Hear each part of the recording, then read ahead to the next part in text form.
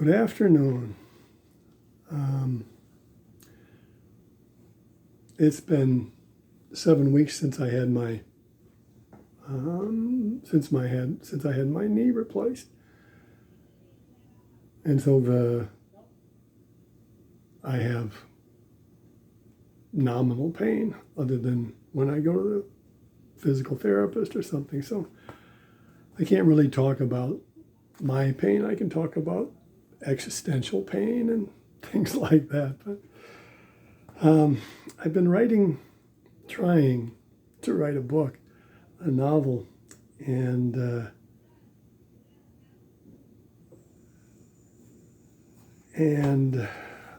had it all set up and now it's gone. And in the process of writing it, I came up with some ideas. I've been thinking about Maslow's hierarchy of need. Abraham Maslow created this thing in 1954. I wrote it down so I would know. And I found it to be an odd. In Maslow's needs, it starts off with basic physiological needs, what you need, basic needs just to live. The second one is safety and security. Security is security of body. Your body feels safe. Employment, resources, morality, family, health, and property. You need to have these specific things just for safety and security. The next is love and belonging, friendship, family, sexual intimacy, and a sense of connection. The fourth one is self-esteem. Self-esteem, confidence, achievement, respect of others, and respect by others. And the last one is self-actualization. Morality, creativity, spontaneity, problem solving, lack of prejudice, and acceptance of facts. Morality seems like an odd one there. And it seemed like there should have been, one of the words that I was thinking should have been there was hope. That there should be like some little thing in the hierarchy that says hope. And while mentioning it to somebody else, they said, well, maybe hope is what you get when everything is met. That hope should be the very tip of the pyramid. This is the way it is often shown. I don't know if Maslow ever thought of it as a pyramid. Maybe he did, but this is the way it works out. So the base is the basic physical needs, and the top is self-actualization. So let's see if I can find this section. So in the book, why can't I? I'm one page away. Okay.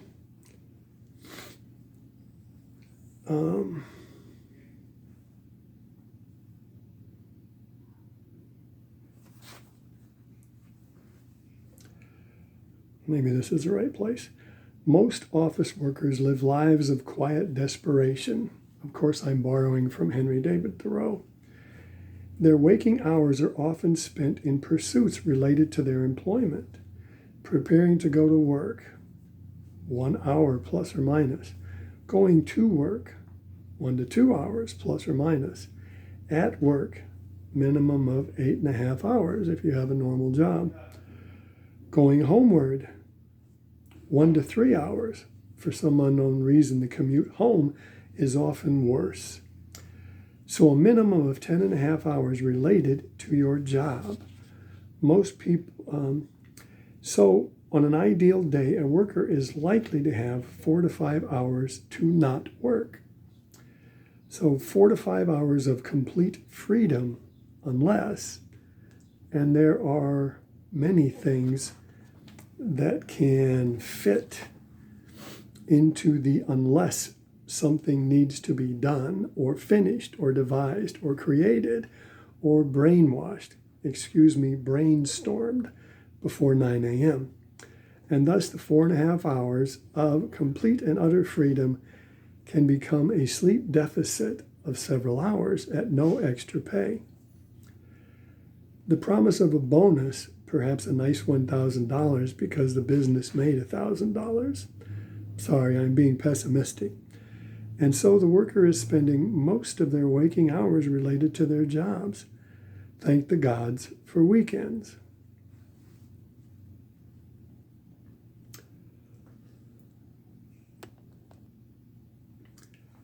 Now back to our heroine, Nora. Somehow or other, her stress level increases before she walks out of her house and continues to increase the closer she gets to work. Once at work, she truly spends most of her day, thankfully alone, and girding her loins for battle. She unconsciously, of course, spends the day ever so slightly afraid because her fellow employees are afraid that they will be considered redundant and thus dropped into the abyss of the unemployed.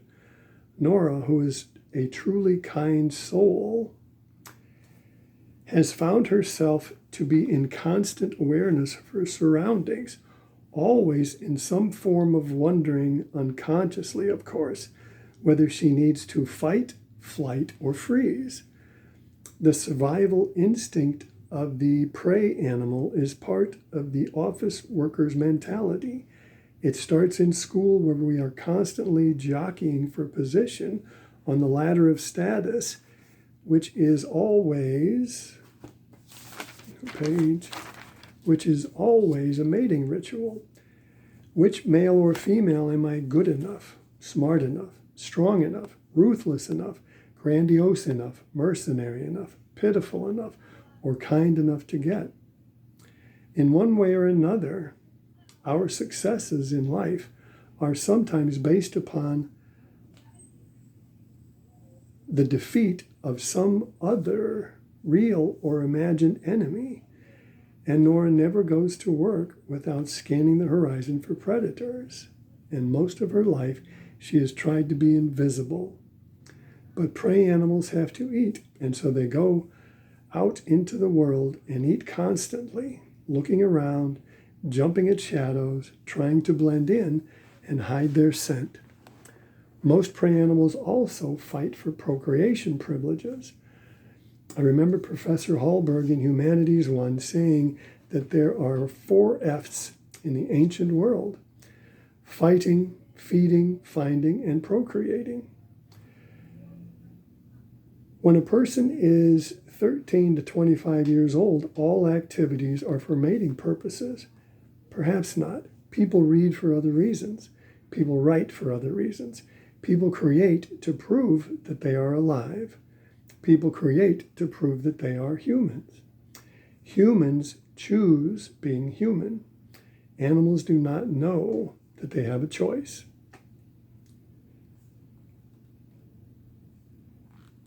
So that is that bit. It goes on with the story, but that is that whole tirade of mine. And so the last part that I would like to talk about is Maslow went to visit the Blackfoot tribe in 1938, which was a few years before he wrote his hierarchy of needs. And one of the odd things that he thought about them was that they had no word for poverty. They may have had words for hungry or other things, but they had no concept of poverty. The closest that they came was someone who did not have family, someone who did not have tribe. And what occurred to me from listening to that was that a lot of our basic tribe, a lot of our basic peer groups and things like that are people that we have only a little thing in common with. We live in a town. In that town, we go to school with certain people. We go to church with certain people. And so they are part of, this group. And then school is part of this group. And if you play sports, then you're part of this group. And so all of our lives are based upon these little connections. And as we get older, it seems like the connections get more tenuous. Or like if you like the Detroit Lions. I don't know if the Detroit Lions even exist anymore. I don't watch sports. But if you like them, then you are a fan of that. And that is a connection with other people that like that.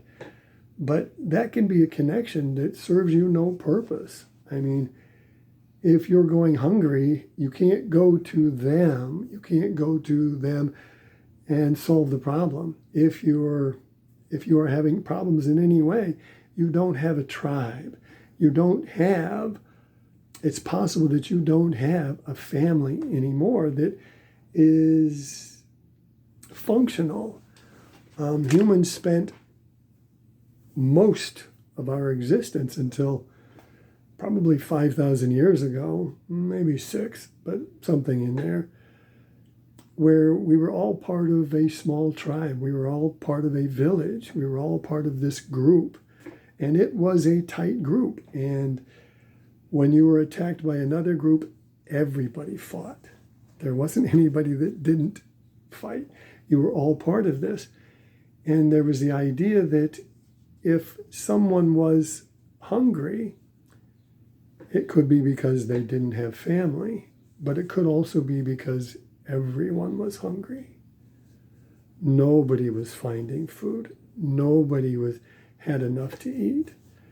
And so there's always been the idea that within the tribal thing, if somebody had more than they could eat, they either stored it away, but if there were people who were hungry, they passed it around. I mean, you just made more for supper and invited the neighbors in. So there is something that got lost, I think, it got lost with, as soon as there started being a hierarchy of individuals that were more important than everybody else, so that some people had less value than others. So I guess that's where I'm at for now. I've talked for 13 minutes. That's probably plenty. And I don't know if there's an answer to, I don't know if you can create a small tribe where you can get along with everybody, where you can watch each other's backs, where you can make sure that everybody gets fed and everybody's kids are looked after and whatnot. I don't know if it's viable. So, done.